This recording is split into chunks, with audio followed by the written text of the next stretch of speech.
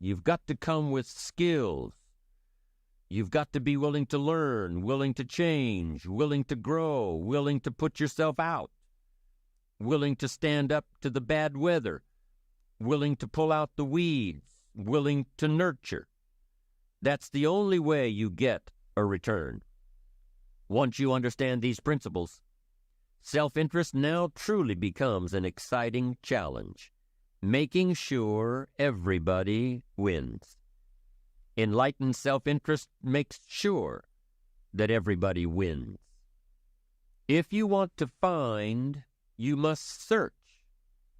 And if you search, you will find. You must go to church. You must go to the library. You've got to go to the class. You've got to go to the training. You've got to go searching. Why? If you search, you will find. You'll find ideas. You'll find inspiration. You'll find hope. You'll find contacts. But you've got to be out there, on the search, on the look. Life reserves its treasures for those who deserve it, not those who need it. You must decide to act. You must have the discipline to act. Now, here's what's important about discipline. One discipline affects another discipline. All disciplines affect each other. In fact, here's a good philosophical phrase. Everything affects everything else. Nothing stands alone. Don't be naive and say, this doesn't matter. Of course it matters. It all matters. Some things may matter more than others, but everything matters. If you'd rather sleep in than go for a walk around the neighborhood, pretty soon it will matter. If you'd rather spend your money instead of saving it, pretty soon it will matter.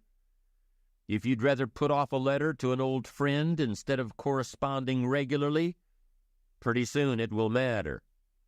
If you'd rather work late every night instead of going home and spending time with your family, pretty soon it will matter.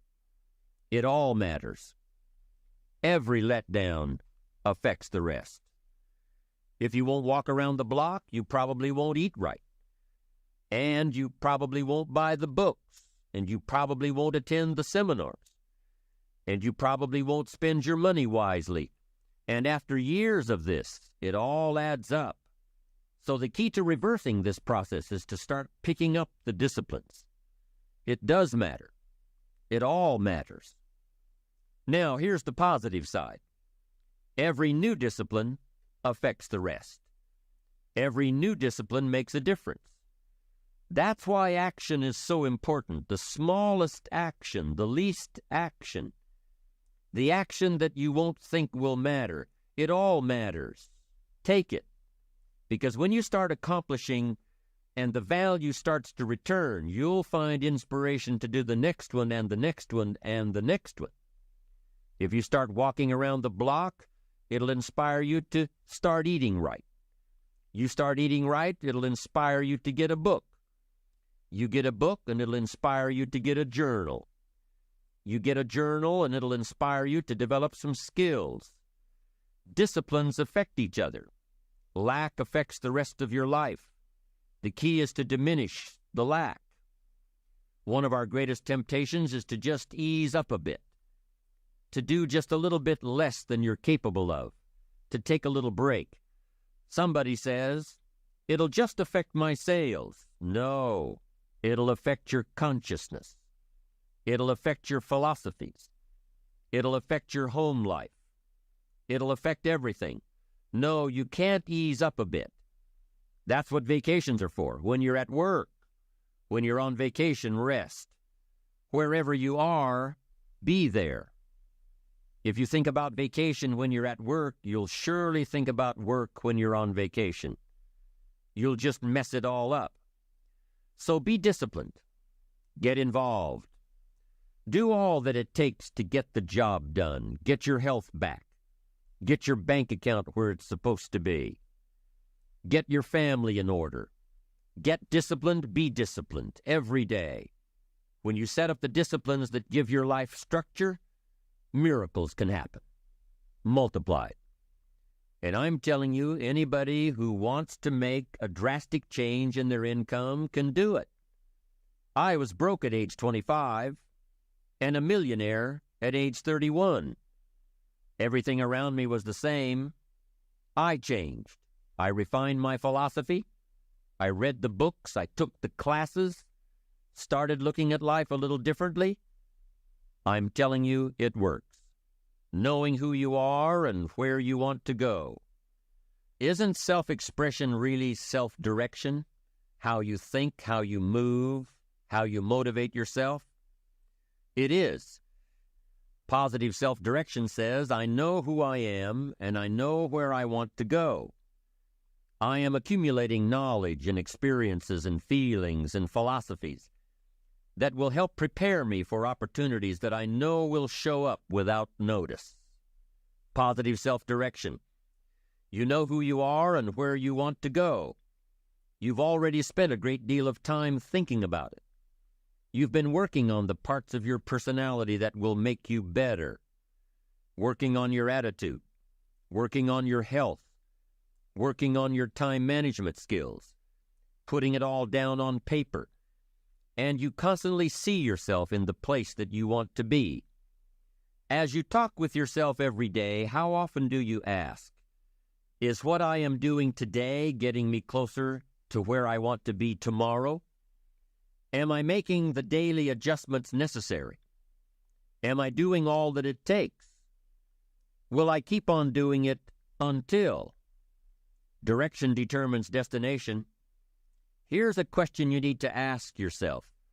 Are all of the disciplines that I'm currently engaged in taking me where I want to go? Are all of the disciplines I am presently engaged in taking me where I want to go?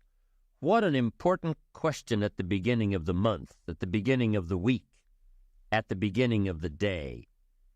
Because here's what you don't want to ever do. Kid yourself. Kid your neighbor and kid me and kid the marketplace if you want to, but gosh, you can't kid yourself. With your fingers crossed hoping you'll arrive at a good destination when you're not even headed that way. You say, maybe the wind will take me. Well, there's a chance. But you've got to take charge. You've got to ask yourself often, am I doing the disciplines that are taking me in the direction that I want to go? I don't want to be faked out here and think I'm on the way to financial success when there's not a prayer, not a hope. I don't want to be faked out hoping that there's someone else who's going to take care of it, take care of me. They're not going to take care of it. They're not going to take care of me. What if all of your negative relatives turn positive? What'll that do for your fortune and your future? Not much. If prices come down a little, what'll that do for your fortune and your future and your sophistication and your culture? What'll that do? Not much. If the economy gets a little better, what'll that do? Answer, not much. If you don't make plans of your own, you'll fit into someone else's plans. And guess what they have planned for you? You're right. Not much. Most people wake up every morning counting on this not much list. And that's why what they have is not much. Not much hope, not much promise, not much progress. They're driving what they don't want to drive, living where they don't want to live, doing what they don't want to do. Forget the thief waiting in the alley to snatch your purse. What about the thief in your mind? Lazy, not stimulated by thoughts and questions. Don't become a victim of yourself. Ask yourself these questions. Is this the direction I want for my life? Is it someone else's direction? Is it a goal that I have been ingrained with since my childhood? Is it my parents' or my spouse's or my boss's or my children's? Is it mine? Ask yourself these questions. Debate them if you will. Debate the ideas I am sharing with you on this program later. After you've heard all the ideas, debate what will work for you and won't work for you. But most importantly, get into the debate of your inner mind. What am I doing that works? What am I doing that doesn't work? Debate it all. Work with your mind to figure out the best possible direction for you. Your self-direction.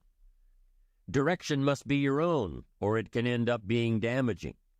Damaging to your soul, damaging to your spirit, damaging to your health. A new goal can reach out and grab you in one day, give you the push and the ambition and the momentum to change your course, where you want to be. But the final destination does not happen overnight. It still takes a lot of work. It still takes time for the plans to build, to grow, to run the course. It takes patience. You've got to know. You've got to gather up enough knowledge and information to know what's right for you. How do you gather up information? You can start with your own experiences. The best way to know if something works for you the right way is to do it the wrong way. Now, you can't keep doing it the wrong way. You've got to be smart enough to say, hey, this isn't working, and change it. Start doing it the right way. Defining a goal, planning a goal, knowing that with enough planning and dedication and hard work, you'll meet your goal. You know that it will be tough for the first few years, but the sacrifice is well worth it. So in the meantime, you've got to be ready for it. If you wish to be ruler over many, you've got to be faithful with few. If you wish to have power and influence over many, be the leader of many, and get the return from many. Be faithful when there's just a few. Faithful meaning disciplined. Be disciplined when there are just a few. And in your own enlightened self-interest, that gives you the best chance to be the ruler, or to have power, or to have influence, or to have a place of honor among the many. Be faithful when there's just a few. Be totally absorbed when there's just a few. Then you put yourself by reputation and by skill in line, so that when a leadership position opens with the many, you'll be called. That's the key. Now, the same thing goes with your money. Someone says, oh, if I had a fortune, I'd really take good care of it. But I've only got a paycheck, and I don't know where it goes. Wow, did you ever hear that expression, I don't know where it all goes? Did you ever hear that? Oh, we'd love to have you run our company. You don't know where it all goes? Wow, we'd love to have you run the world. It just gets away from you? It just disappears? Come on. Positive self-direction says, in your own enlightened self-interest, pay real close attention to just a few dollars. Really know where they come from and know where they go. Set up the disciplines when the amounts are small, and you'll be on your way to handling it when the amounts are many. Enlightened self-interest, positive self-direction, self-preparation. Be ready for tomorrow by doing all that you can today, setting your goals. Set a goal that will make you stretch for what it will make of you to achieve it. What a brand new reason for setting goals. What an all-encompassing challenge to have a better vision of the future, to see what it will make of you to achieve it. And here's why. The greatest value in life is not what you get. The greatest value in life is what you become. The major question to ask on the job is not, what am I getting here? The major question to ask is, what am I becoming here? It's not what you get that makes you valuable. It's what you become that makes you valuable. Set the kind of goals that will make something of you to achieve them. Being ready, being worthy, becoming the person you need to be in pursuit of what you want. What good is an opportunity if you're not prepared to take advantage of it? It's no good. Won't do a thing for you. Be prepared. The major key to the good life. The major key is not in learning how to set goals. It is not in learning how to better manage your time. It is not in mastering the attributes of leadership. Every day in 1,000 different ways, we are trying to improve ourselves by learning how to do things. We spend a lifetime gathering knowledge in classrooms, in textbooks, in experiences. Now, if knowledge is power, if knowledge is the forerunner to success, then why do we fall short of our objectives? Why, in spite of all our knowledge and in spite of our collective experiences, do we find ourselves aimlessly wandering, settling for a life of existence rather than a life of substance? There may be many answers to this question. Your answers may be different than your associates or your spouses or your friends. The fundamental answer is the absence of discipline. Applying all that we know. Discipline. Self-discipline. We might add one more word here: consistent. Consistent self-discipline. It doesn't really matter how smart you are or how much you know if you don't use it. It doesn't really matter that you graduated magna cum laude if you're stuck in a low-paying job. It doesn't really matter if you attended every seminar that comes to town if you don't apply what you've learned. Better than knowledge is applied, and once we've applied our knowledge, we must study the results of that process. Apply our knowledge, study the results. Refine our approach. Finally, by trying and observing and refining and trying again, our knowledge will inevitably produce worthy results, admirable results. And with the joy and results of our efforts, we continue to apply, to learn, to observe, to fuel our ambition with the positive reinforcement of continued progress. But for this whole process to work for us, we must first master the art of discipline, self-discipline, consistent self-discipline. It takes consistent self-discipline to master the art of setting goals, to master the art of time management, to master the art of leadership, to master the art of parenting and relationships. If we don't make consistent self-discipline part of our daily lives, the results we seek will be sporadic and elusive. It takes a consistent effort to truly manage our valuable time, or we'll be consistently frustrated. Our time will be eaten up by others whose demands are stronger than our own. It takes discipline to conquer the nagging voices in our minds, the fear of failure, the fear of success, the fear of poverty, the fear of a broken heart. It takes discipline to keep trying when that nagging voice within us brings up the possibility of failure. It takes discipline to admit our errors and recognize our limitations. The voice of the human ego speaks to all of us. Sometimes the voice of ego says that we should magnify our value beyond our results. It leads us to exaggerate, to not be totally honest. It takes discipline to be totally honest, both with ourselves and with others. It starts when we're kids. Johnny says, "I didn't do it. I didn't do it." Maybe Johnny didn't do it, but he probably had something to do with it. And then it continues when we're adults, exaggerating the benefits of a product to make a sale, exaggerating our net worth to impress old friends, exaggerating how close we are to closing a deal to impress the boss. And only an all-out, disciplined assault can overcome this tendency.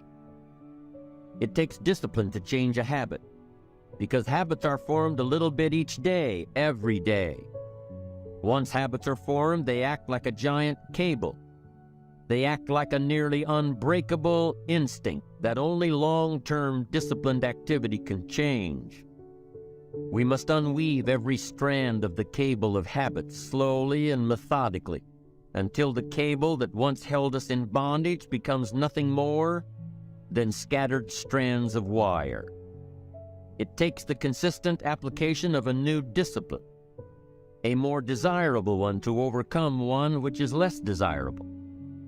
It takes discipline to plan. It takes discipline to execute our plan. It takes discipline to look with full objectivity at the results of our applied plan. And it takes discipline to change either our plan or our method of executing that plan if the results are poor.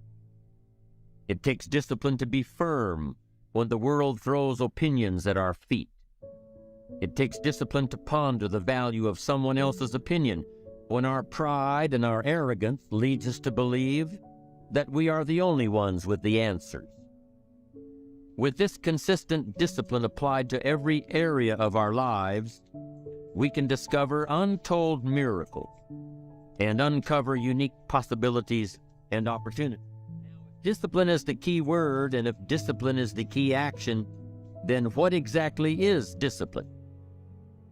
One good answer might be that discipline is a constant human awareness of the need for action and a conscious act by us to implement that action.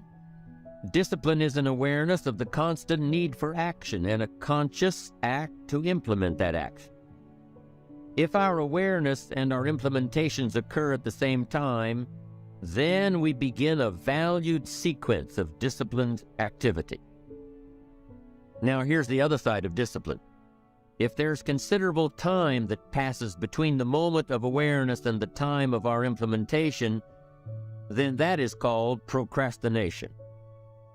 Procrastination, doing it tomorrow instead of today. Procrastination, an almost exact opposite of discipline. The voice within us says, get it done. Discipline then says, do it now. Do it to the best of your ability, today, tomorrow, and always, until finally, the worthy deed becomes instinctive.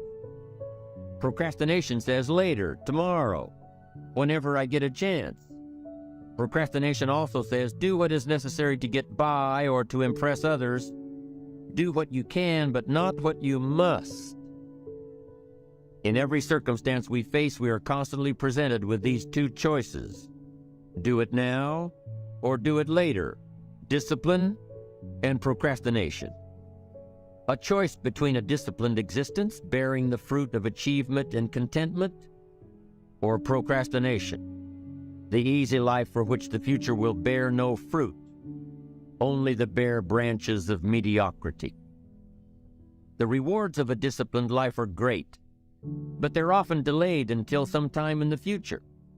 The rewards for the lack of discipline are immediate, but they are minor in comparison to the immeasurable rewards of consistent self-discipline. An immediate reward for lack of discipline is a fun day at the beach. A future reward of discipline is owning the beach.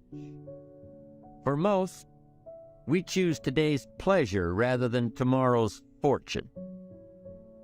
So how can you get rid of the easy distractions? How can you keep your mind on what you're trying to do? How can you keep an attitude of doing it all and doing it now?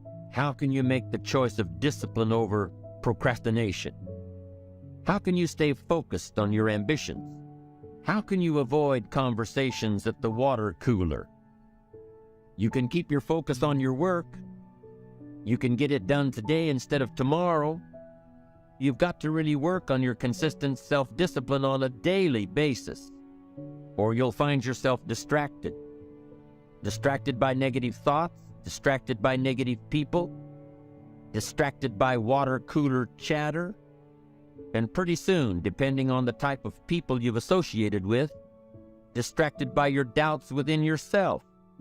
Never underestimate the power of influence and associations, and never underestimate the power of your own consistent self-discipline. Now let's take a closer look at discipline, at the 3 steps to becoming disciplined. First, true discipline is not the easiest option. Most people would rather sleep until 10 o'clock than get up at 6. It's easier to go to bed late, sleep late, show up late, leave early. It's easier not to read. It's easier to turn on the television than to open a book. It's easier to do just enough than to do it all. Waiting is always easier than acting. Trying is always easier than doing.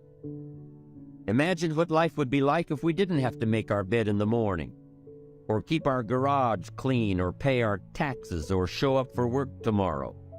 Wouldn't it be fascinating if we didn't have to do these things? Wouldn't it be fascinating? What do you suppose would become of us? You're right, not much. For whatever the reason, The system we live in and contribute to is designed to make the easiest things in life the most unprofitable. Profitable seems to be the most difficult. Our world is and always will be a constant battle between the life of ease and its momentary rewards and a life of discipline and its far more significant rewards. Each has its own price, the price of discipline or the price of regret. We will pay one or the other. What we wish we had done is the voice of regret, speaking in a sorrowful tone at a time when there is no going back. This is regret. No second chance. No, what would I do differently? Choose one or the other, but both will have their price, the price of discipline or the price of regret. One costs pennies, the other a fortune. Dostoevsky said, "There are hundreds of young men who would die for the truth, but very few who would spend 5 years studying to know what the truth is." Dying for the truth is much more dramatic than the discipline of studying it one little piece at a time, one day at a time, 1 month at a time. But in the big picture, is dying for the truth really easier than adhering to the daily disciplines? The first lesson of discipline is that it isn't the easiest option. The second lesson of discipline is that it's a full-time activity. And we've said that the best form of discipline is consistent self-discipline. The discipline that it takes to make your bed every day is the same discipline necessary for success in the world of business. The discipline to organize your garage is the same discipline to organize your business. All disciplines carry through to affect all parts of our lives. If we're disciplined in just one area and lazy in another, guess what? Pretty soon, the lazy side will creep in and destroy the disciplined side. The bad habits in one area of our life will eventually destroy our self-discipline in the areas we've been working on. Consistency cannot be inconsistent. Discipline is the mind being trained to control our lives. Discipline is a set of standards which we've selected as a personal code of conduct. Discipline is imposing on ourselves the requirement for honoring these standards. Once we've adopted these standards of behavior and conduct, we're committed to honor them. And if we don't, then there can be no disciplined activity. We find ourselves announcing our standards to our relatives, our friends, our associates. We shout our beliefs and condemn those who believe any differently, but then we don't walk the talk. We end up acting in a way far different from the beliefs we've shouted. We tell our kids that the TV is rotting their minds, yet we spend our evenings in front of it. We tell our employees that they must take advantage of every minute of the working day, yet we spend 3 hours at lunch. Do as I say, not as I do. This is inconsistent. This leads to a loss of credibility among those who watch us. And more importantly, this leads to a loss of credibility within ourselves. The only thing worse than one who is inconsistent in applying their self-imposed, all because of a discipline that was either non-existent or imposed so infrequently that it was ineffective. Here's the third step to becoming consistently self-disciplined. Number 1 is realizing that discipline isn't the easiest option. Number 2, discipline is a full-time activity, day by day, every day. And the third step to becoming self-disciplined is really a philosophy that holds one of life's unique promises. Number 3 simply says, for every disciplined effort, there is a multiple reward. That's one of life's great arrangements. It's like the law of sowing and reaping. In fact, it's an extension of the biblical law that says if you sow well, you reap well. Now here's a unique part of the law of sowing and reaping.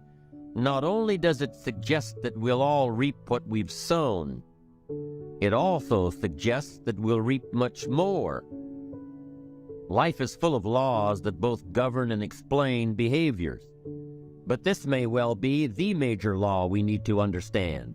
For every disciplined effort, a multiple reward. For every disciplined effort, a multiple reward. What a concept. If you render unique service, your reward will be multiplied.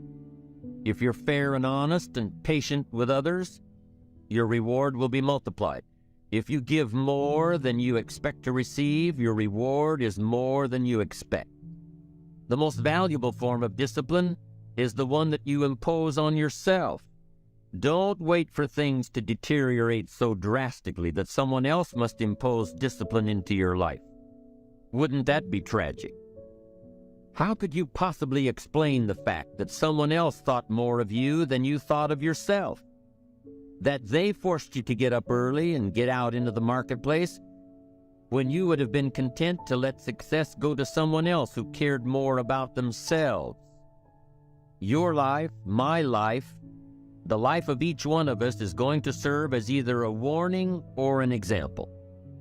A warning of the consequences of neglect, self-pity, lack of direction and ambition, or an example of talent put to use, of discipline, self-imposed, and of objectives clearly perceived and intensely pursued. Now, can too much discipline be a bad thing? Can you possibly be too disciplined? Too much of anything is a bad thing. Life without balance results in an unbalanced life. Walking around the block every day is good. Walking or running 6 hours a day is bad. It's obsessive.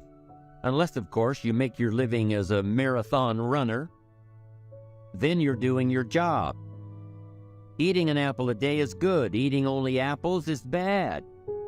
You won't get all the protein and vitamins and nutrients your body needs. Working hard, burning the midnight oil, doing it until is good.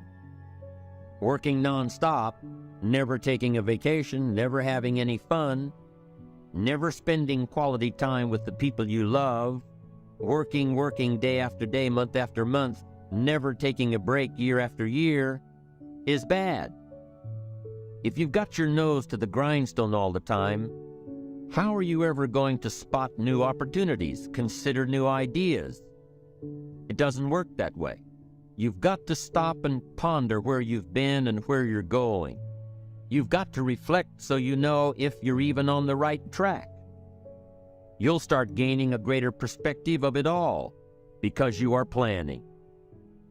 It takes great discipline on your part, but it will soon lead to a new habit, a habit of mastering your time, a habit of discipline that will lead you to the good life. But remember, the key word here, as you might well imagine, is discipline. Here's the definition of success, the formula for success.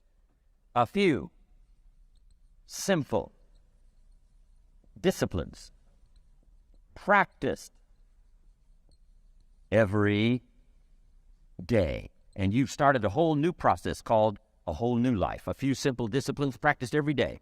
And if you keep up that process, not only with your health habits, but with your money habits and with your communication habits, with your sales habits and management habits and every other habit that you've got, if you'll start that process, eliminate the errors and replace it with disciplines practiced, I'm telling you, you can start this process of life change immediately. After today, you don't ever have to be the same again. Only by choice. You don't have to walk out of here the same as you walked in today. Only by choice. Where else would you start but with an apple? You don't have to start with something staggering. What if you should be walking around the block for your good health and you don't? What'll that do in 6 years? I'm telling you, the word is disaster.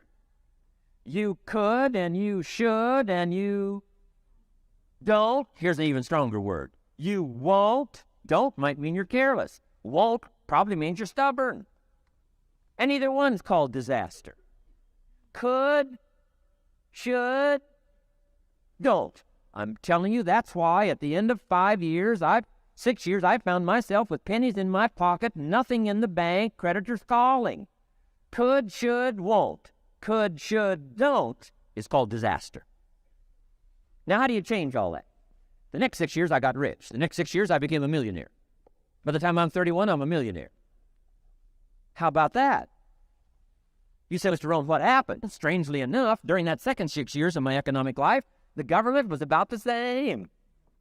I'm telling you, taxes were about the same. My negative relatives were the same. I'm telling you, the economy was about the same, and prices were about the same, and everything else was about the same. Circumstances were about the same. Then how come I got rich? How come I totally changed my life? I was not the same.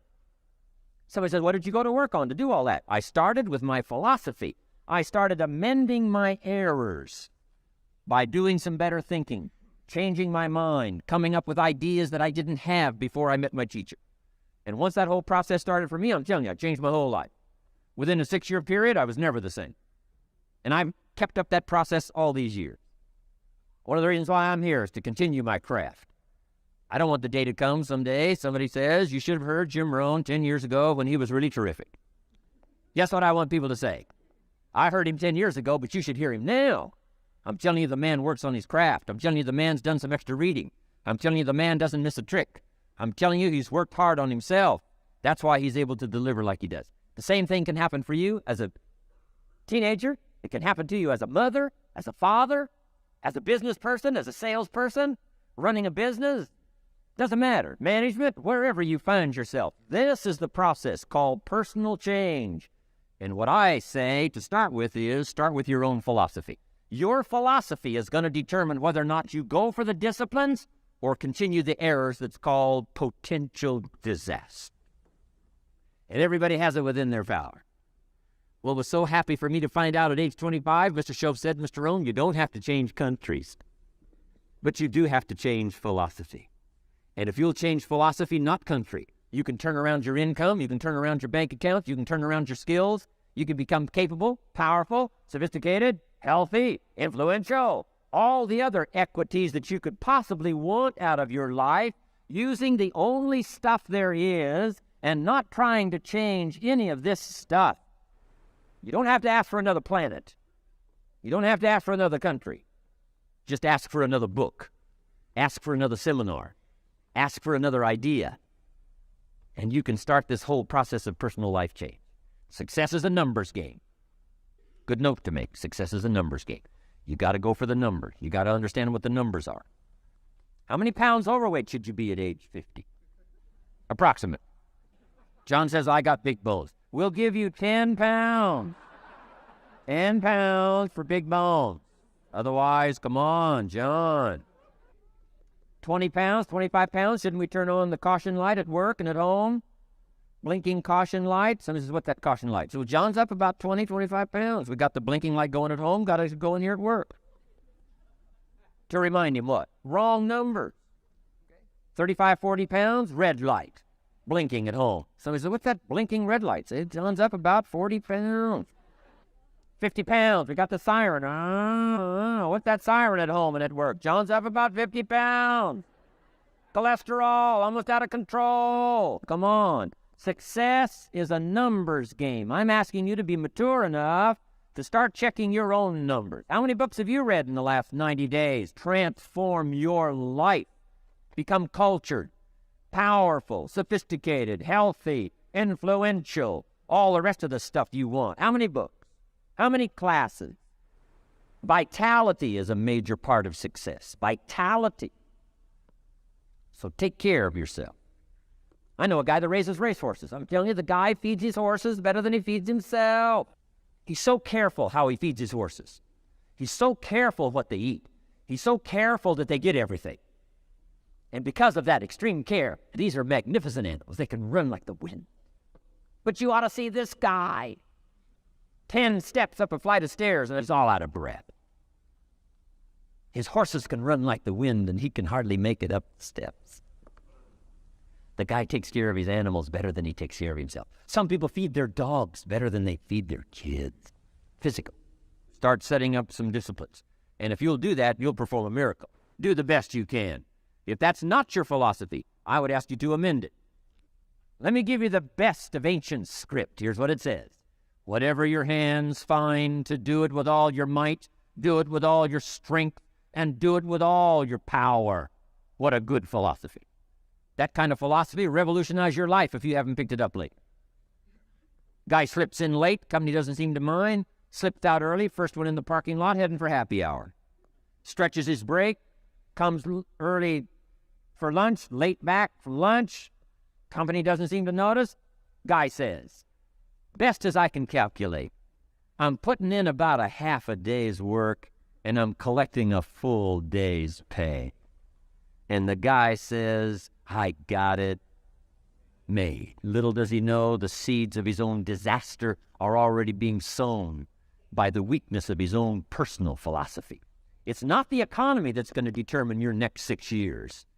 It's your philosophy about labor and about activity and about miracle and soil and seed, sunshine and rain and the economy and the banks and the money and the companies and the schools and what's going on. It's your philosophy and your attitude. And then your ability to take action. All of that we call the process of life change, miracle working. Results. Results. Every once in a while, you got to take a measure, see how you're doing with these three pieces, philosophy, attitude, activity. Now we take a measure called results. What is the results at the end of the day, the results at the end of the week? You can't let too much time go by without checking. When time goes by, 6 years I'd been out there working when I met my teacher, Mr. Schoaf said, Mr. Rohn, let's just go through a little summary here. He said, in the last 6 years, how much money have you saved and invested? Let's go through a little tab list here. How much money have you saved and invested the last 6 years? I said, what? 0. He said, you have messed up. You remember these notes. I like that. Messed up. He said, who sold you on that plan? I thought, my gosh, the man's right. I'm a nice guy. I bought the wrong plan. What if you were 50 and broke? Right? Didn't need to change country. Bought the wrong plan. What a sad scenario that would be. But Schoaf said these questions. Let's go through some results. He said, how many books have you read in the last 90 days? I said, what? 0. Wisdom of the world available? Change your life, change your future? Wisdom of the world available, develop any skill you want, earn the kind of income you want, have all the treasures you want, equities you want, relationship with your family that you want, everything that you want available, and the wisdom of the world to help you get it. Haven't read any books in the last 90 days. My teacher said, Mr. Rohn, you have messed up. I'm telling you, you've got the deal. Schoaf said, Mr. Rohn, in the last 6 months, how many classes have you taken to improve your skills or to develop new skills? Go for the American dream. Become rich and powerful and sophisticated and healthy and influential. How many classes have you taken in the last 6 months? I said, how many? 0. He said, you have messed up. He said, you don't need to unmess the country. You don't need to straighten out the perplexed. You don't need to straighten out any of this stuff. All you've got to do is look within and let results teach you a great deal about your own activity, your own attitude, and your own philosophy. I went through that process. Take this phrase home. Results is the name of the game. What other game is there? Results. Here's all life asks us to do. Make measurable progress in reasonable time. Just take home that little phrase. Good phrase. We're asked in life simply to make measurable progress in reasonable time. We demand it of our children. How many years do you want your child to spend in 4th grade? Approximately. About 1. If it looks like they're not going to make it, we pour on the pressure called legitimate pressure, lack of results. Peer pressure, family pressure, school pressure, community pressure. Every other kind of pressure we can bring to bear. What? You can't stay more than 1 year in 4th grade. As parents, you'd have to leave the community. You say, what if they're nice kids? Wouldn't you give them 3 or 4 years? The answer is no. You got to make better progress than that. So you got to check fairly often. Some things you got to check every day. Some things you got to check at least by the end of the week. Salesman joins this little sales company. He's supposed to make 10 calls first week. Wouldn't it be legitimate? Call him in on Friday and say, John, what? How many calls? This stuff is simple. John says, say, John won't fit in this little box here. Now John starts with a story. You say, John, I made this little box so small so a story won't fit. I don't need a story. I need what? A number. A number. What will a number tell me? Everything. John's supposed to make 10 calls. What if he made 20? You say, wow, wow, we got somebody.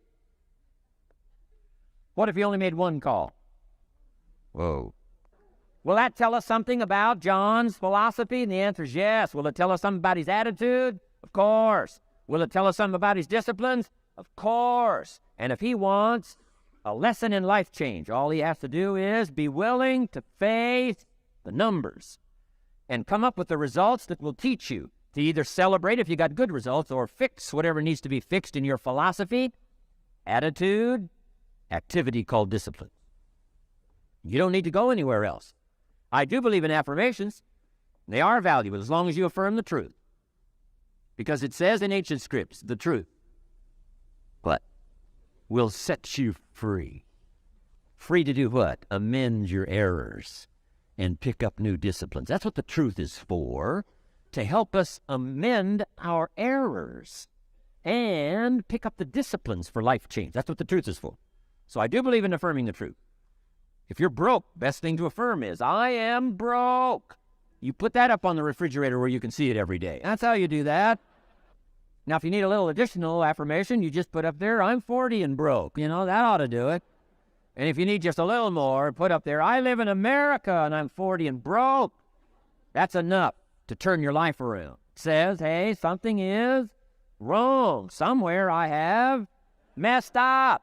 Now, I'm telling you, if you'll start with that, it's called the process of life change, and it doesn't matter how small the process is to start. One discipline starts it, and then one discipline feeds another. And the first thing you know, you've got this whole cycle in an upward positive motion. And it's called life change. Start the library. Start the process. Fall on the floor. Do some push-ups. Action. Got to take action. Otherwise, the wisdom is wasted. Otherwise, the emotion soon passes. Unless you put it into a disciplined activity. Capture it. Disciplines is called how to capture the emotion and how to capture the wisdom and translate it into equity. Disciplines.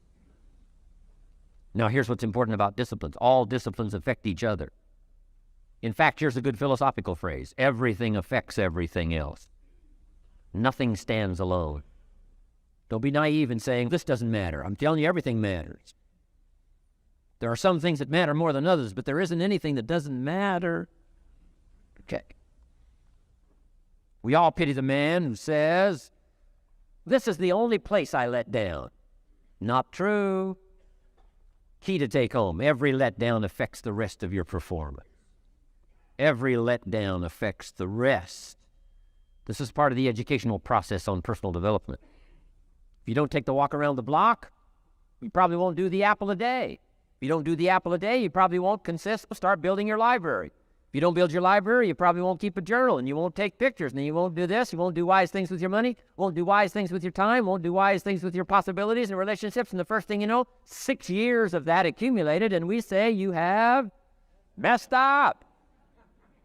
So the whole key to reversing that process now is to start picking up these disciplines. Now here's the positive side. Every new discipline affects the rest of your disciplines. Every new one affects the rest. That's why action is so important. The least action, the smallest action. Take it. Because when you start accomplishing and the value starts to return from that one action, it'll inspire you to do the next one and the next one and the next one. You start walking around the block, it'll inspire you to get an apple. Get an apple, it'll inspire you to get a book. Get a book, it'll inspire you to get a journal. Get a journal, it'll inspire you to grow, develop some skills. All disciplines affect each other. Every lack affects the rest. Every new affects the rest. The key is to diminish the lack and set up the new. And you've started a whole new life process. Key. Also, one more thought on discipline. Here's the greatest value of discipline. Self-worth. Self-esteem. People are teaching self-esteem these days, but they don't connect it to discipline. The least lack of discipline, and it starts to erode our psyche. One of the greatest temptations is to just ease up a little bit, right? The slightest lack of doing your best starts to erode the psyche. Instead of doing your best, doing just a little less than your best. Sure enough. You say, well, it's just going to affect my sales. No, it's going to affect your consciousness.